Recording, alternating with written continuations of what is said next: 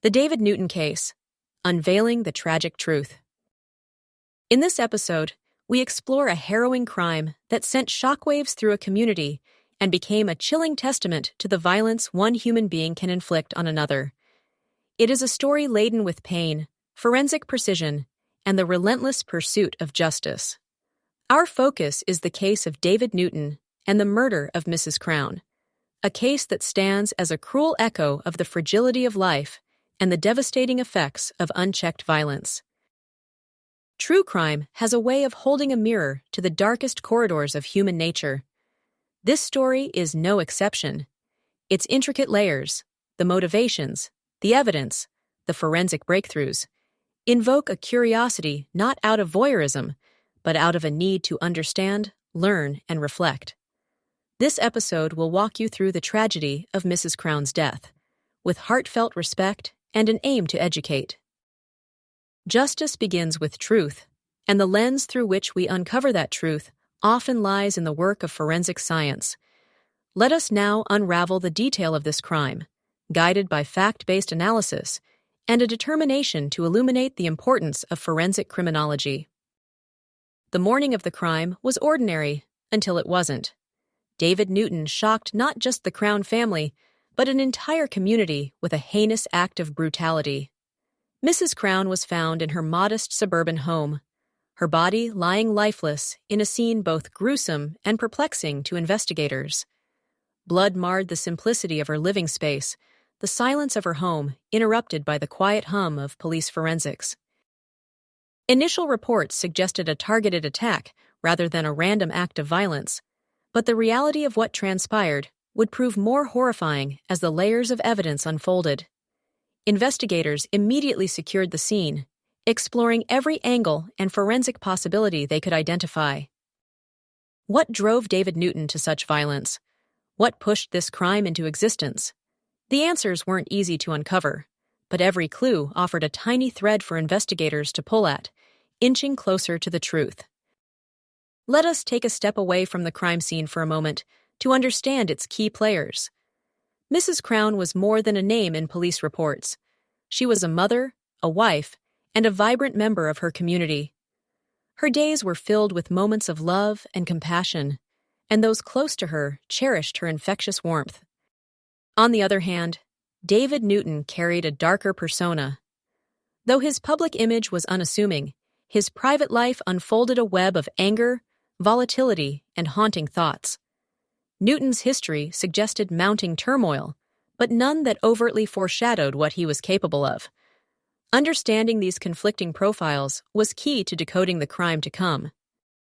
According to investigators and forensic experts, the crime unfolded with a terrifying mix of precision and rage. Mrs. Crown was targeted with a weapon later identified as a knife, approximately 24 centimeters, or 9.12 inches in length. The weapon became the anchor of the crime, symbolizing both premeditation and a horrifying loss of control. The injuries paint a picture too vivid to ignore. The attack commenced with a deliberate and brutal incision to Mrs. Crown's throat. As the blade cut across the front and both sides of her neck, the nature of the crime became unequivocally clear. This was not an accident or a scuffle, but an unrelenting act of cruelty. Yet the violence didn't cease there. 2 stabs targeted her chest, a deliberate focus upon the area most vulnerable to fatal wounds. These stabs fractured the 7th and 8th ribs on the left side, tearing through the intercostal muscles, which sit between the ribs. One thrust proved particularly critical, as it traveled through her lungs and reached her heart. The depth of Newton's actions was evident. The attack left no room for survival. The role of the post-mortem examination in this case was pivotal. Forensic pathologists reconstructed the attack from Mrs. Crown's injuries, creating a grim account of the violence she endured. Each incision and stab mark provided insight into the sequence of events during her final moments. The throat wounds were consistent with the calculated slitting motion of a sharp blade. The depth and width of the incised wounds indicated control and confidence, suggesting a strong hand and chilling intent. The forensic team established that Mrs. Crown likely lost consciousness soon after these injuries due to significant blood loss, Meanwhile, the stab wounds to the chest told another part of the story, detailing the aggressor's resolute determination to silence Mrs. Crown. The fractures to 2 ribs highlighted the force exerted, while the perforation of both lungs and the heart explained the speed at which her life was taken. The post-mortem findings cemented an irrefutable narrative. This was intentional, deliberate murder. The crime scene and corresponding forensic evidence painted a grim but enlightening picture. Forensic investigators analyzed blood splatter patterns, fine traces of skin left on the knife handle, and the trajectory of stab wounds to assemble a timeline of events. Each element told an eloquent, tragic story. One of the breakthroughs in the case was the identification of physical evidence connecting David Newton to the crime. The knife itself bore Newton's fingerprints, and drops of Mrs. Crown's blood were found on clothing he attempted to discard soon after the murder. This convergence of evidence would prove instrumental in unraveling the crime. Blood spatter analysis revealed the position of the victim and the dynamics of the attack, helping investigators reconstruct moment by moment how the fatal injury unfolded. This kind of forensic attention, though painstaking, carried the investigation towards certainty and eventual justice. This case stands as a powerful example of the indispensable role forensic science plays in the pursuit of justice. Every detail, from the depth of the stab wounds to the alignment of splatter patterns, helped create a mosaic of truth in Mrs. Crown's case. Forensic specialists used various tools, including luminol to detect invisible blood traces and advanced imaging technology to map internal injuries.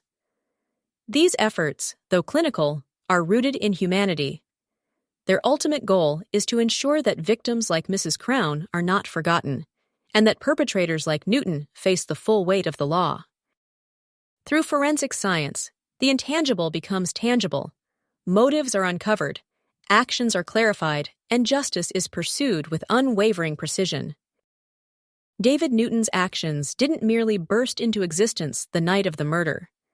Such violence often lies in a gradual buildup of anger, resentment, or psychological instability. Criminal psychologists evaluated Newton and pointed to possible underlying patterns: obsessive behaviors, a lack of empathy, and perhaps even personal grievances against Mrs. Crown. Understanding the behaviors leading to such crimes offers wider lessons in criminology. Theories about violent offenders often rest on key principles: the interplay of environmental, psychological, and biological factors. In Newton's case, these layers combined into a nightmare of tragic consequences. The prosecution in David Newton's case relied heavily on the strength of forensic evidence. The knife, the blood traces, and the post-mortem findings coalesced into an inescapable narrative against him. During his trial, Newton showed little remorse, maintaining an air often understood by criminologists as detachment or emotional distancing from his actions. The court, however, found the evidence indisputable, and Newton was convicted for the murder of Mrs. Crown. While the legal decision provided a sense of closure for the Crown family, no victory could truly heal the wounds left behind. This case is not simply the chronicle of a horrendous crime. It carries broader lessons about the significance of forensic analysis and the value of truth in justice. More profoundly, it is a reminder of the fragility of life and the dark complexities of the human mind. Mrs. Crown's life was taken, but her story remains. It serves not only as a tribute to her memory, but also as a symbol of the importance of forensic criminology in today's landscape. Such stories, though heavy, educate the public on crime scene investigation, raise awareness on violence prevention, and honor those victims whose voices were silenced. True crime stories like this one are not simply vehicles for intrigue. They are opportunities for reflection, education, and tribute. The case of David Newton and Mrs. Crown is a harsh spotlight on the worst of humanity, but it also serves as a testament to the resilience of justice and the power of forensic science to uncover the truth. Let us remember Mrs. Crown not as a victim, but as a person, a life interrupted by cruelty, yet underscored by those who cared enough to fight for justice in her name. With every case we uncover, we learn not just about crime, but about the limits of human nature and the potential for justice to prevail amid the darkest of shadows.